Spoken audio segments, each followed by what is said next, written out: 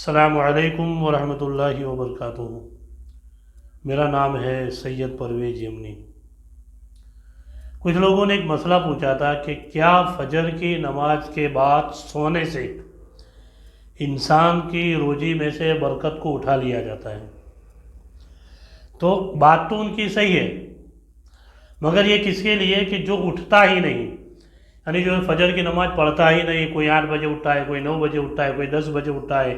تو ان کے لیے تو پھر ان کی روزی سے، ان کی عمر سے، ہر چیز سے برکت اٹھا لی جاتی ہے۔ کیونکہ علماء کرام فرماتے ہیں فجر کی نماز کا وقت اور اس کے بعد کا جو 15-20 منٹ کا جو ٹائم ہوتا ہے وہ برکت والا ٹائم ہوتا ہے۔ اس گھڑی کے اندر اللہ تعالیٰ آپ کے رزق میں برکت عطا فرماتا ہے، آپ کی عمر میں برکت عطا فرماتا ہے۔ تو اگر کوئی بندہ فجر کی نماز جماعت کے ساتھ پڑھے اور پڑھنے کے بعد کچھ دیر ذکر و اذکار کرے، یاسین شریف پڑھے، تبارک پڑھے اور درود شریف وغیرہ پڑھے، کچھ دیر ذکر کرنے کے بعد اگر وہ بندہ نائٹ کی جاب ہے اس کی، یا پھر دن کے اندر جاب کے لیے جانا ہے، یا کوئی پرابلم اس کی ہے، تو وہ ذکر و اذکار کرنے کے بعد فجر کی نماز پڑھنے کے بعد اگر کچھ دیر کے لیے سو جاتا ہے تو کوئی ٹینشن کی بات نہیں ہے، شریعت منع نہیں کرتی۔ کیوں؟ کیونکہ اس نے فجر کی نماز بھی پڑھی اور اس کے بعد تھوڑی دیر کے لیے اللہ کا ذکر کیا، کچھ قرآن کی تلاوت کی یا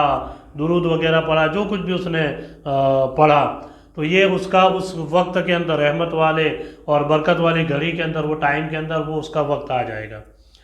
تو ایسا نہیں ہے آج جو سیرے سے اٹھتا ہی نہیں، نے فجر کی نماز نہیں پڑھی، وہ تو 8 بجے اٹھا، 9 بجے اٹھا، تو پھر اس کے دھندے میں برکت نہیں ہوگی، اس کی روزی روزگار میں برکت نہیں ہوگی، کسی چیز کے اندر برکت نہیں ہوگی۔ تو یہ اس بندے کے اوپر ڈیپینڈ کرتا ہے۔ اگر کسی کی نائٹ کی ڈیوٹی ہے، یا کسی کو 4 بجے سے لے کر رات کو 12-1 بجے تک، 2 بجے تک ڈیوٹی کے اوپر جانا ہے، جاب کیسی ہے یا کام کاج اس کا کیسا ہے، اس وجہ سے اگر رات کو اس کو جاگنا پڑتا ہے، تو وہ بندہ اچھی بات ہے کہ فجر کی نماز جماعت کے ساتھ پڑھتا ہے، کچھ ذکر کرتا ہے، اس کے بعد سو جاتا ہے، تو اس کو کوئی ٹینشن کی بات نہیں، اس کی روزی میں بھی برکت ہوگی، اللہ تعالیٰ اس کے رزق میں برکت عطا فرمائے گا۔